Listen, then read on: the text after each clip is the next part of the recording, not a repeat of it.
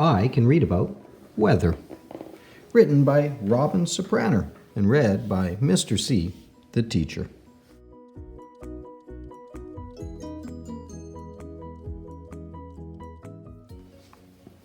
When you wake up in the morning, do you look out the window to see what kind of day it's going to be? Do you look up at the sky and wonder about the weather?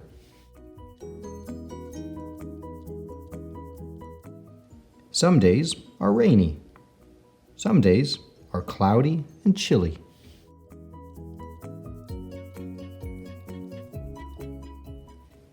And on some days, big flakes of snow come tumbling out of the sky. Each day brings a different kind of weather. The air all around you is part of the weather. Is the air calm or windy? Is it wet or dry? Clear or cloudy?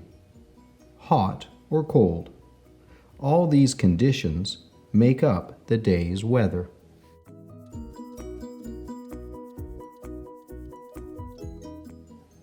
Everywhere in the world, different kinds of weather are taking place.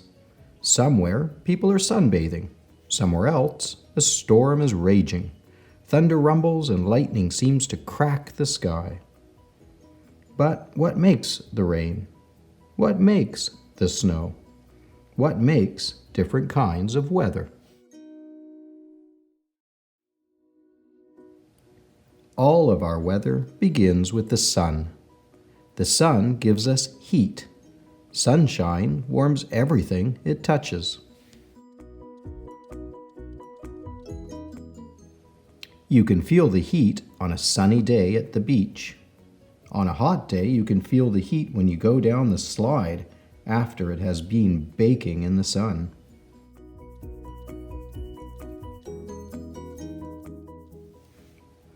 When the sun shines, something else happens. Lakes, rivers, and oceans grow warmer. Ponds and pools grow warmer too. A wet towel left stretched out in the sunshine soon dries. Puddles dry up. The water seems to disappear. What is happening?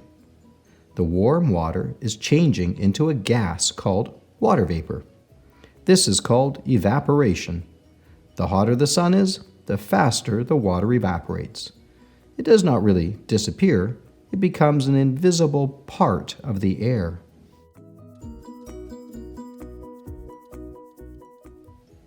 The warm air with water vapor in it rises high above the earth where the air is cool. This movement of the air creates the wind. As the warm air rises to where the air is cool, something important happens. The water vapor in the air changes into millions of tiny drops of water. The droplets bunch together and they make a cloud.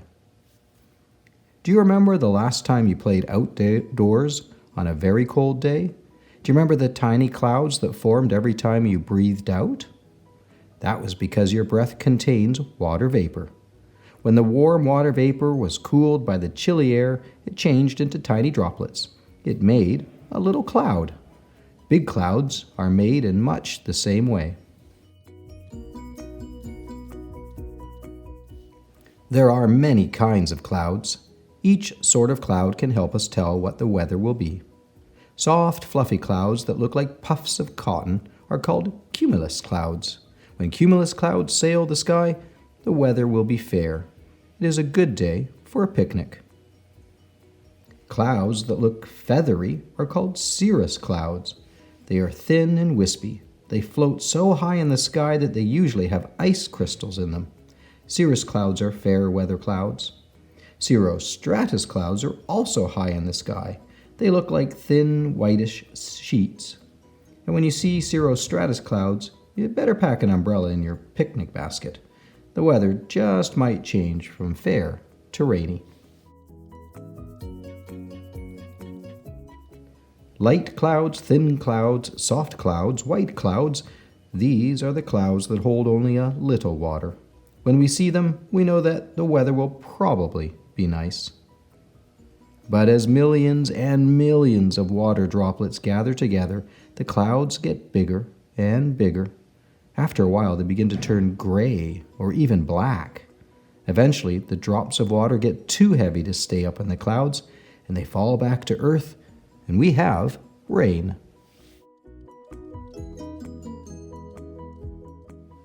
Sometimes we have a light rain, but sometimes the rain comes pouring down and the streets fill up like rivers.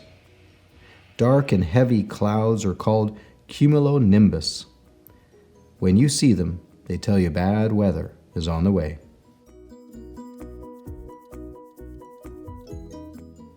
Sometimes, high up in the air, the water vapor gets so cold that it freezes into beautiful frosty crystals.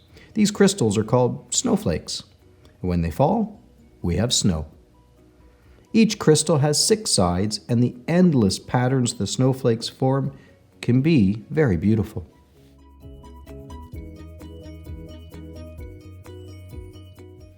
Sometimes the falling flakes pass through a layer of warm air.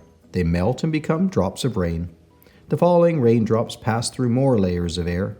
These layers may be cold, then the raindrops freeze into tiny pieces of ice. When they do, we have sleet, or frozen rain. Did you ever see a ball of ice fall out of the sky in the middle of July? If you did, you have seen a hailstone. Hail often forms during thunderstorms, the kinds of thunderstorms we usually get in summer. Here is how a hailstone forms.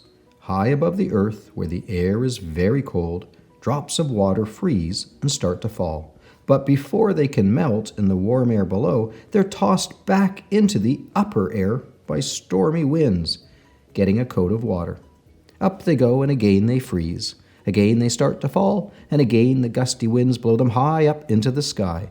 Another coat of ice forms. The hailstones get bigger and bigger. A hailstone may bounce through the layers of air many times. Some hailstones get to be as big as baseballs. At last, the balls of ice are so heavy they fall to earth. When they do, we say it is hailing. Some clouds do not form in the sky. They form closer to earth. Then everything looks gray. Sometimes it is hard to see things that are right in front of you. When this happens, we have fog. Fog forms when warm, wet air near the ground cools, and the water vapor in the air forms tiny water droplets.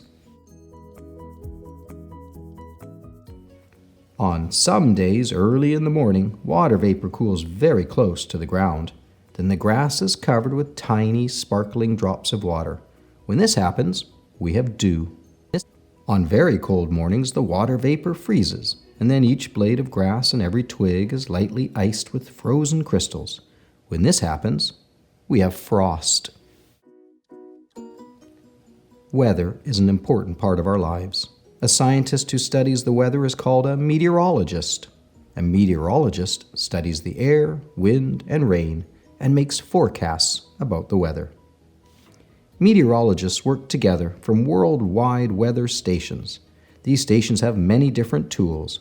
Thermometers measure how hot or cold the air is. Weather vanes tell the direction from which the wind is blowing. Some weather stations use radar to find faraway places where rain is falling. Weather balloons are used to find out weather conditions high in the air. They send back radio messages measuring temperature and how wet the air is.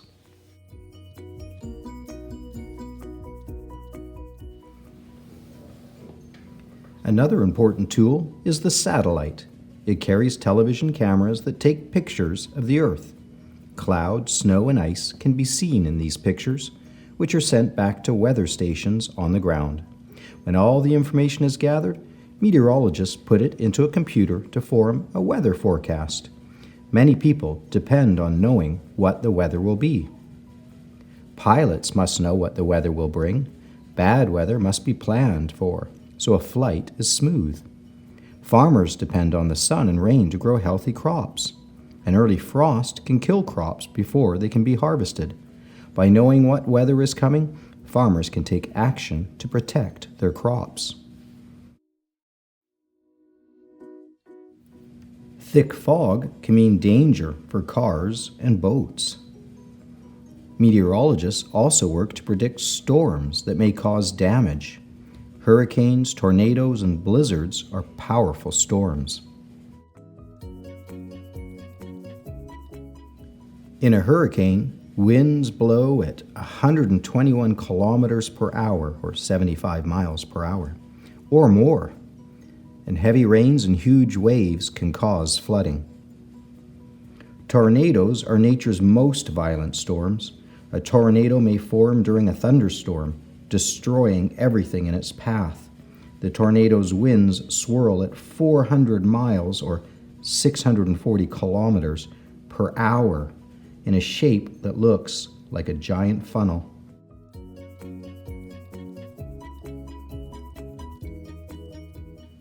A blizzard is a dangerous snowstorm. Winds blow at 35 miles or 56 kilometers per hour, and the temperature is very low.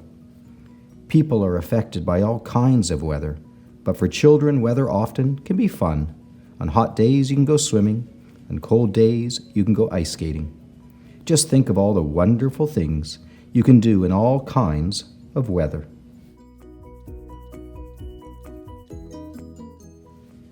What's today's weather? Is it cold or hot? Windy or calm? Rainy or dry? Would you like to be a weather watcher? Look at the clouds, measure the temperature, make your own forecasts. You'll discover a lot about weather and how it affects us every day.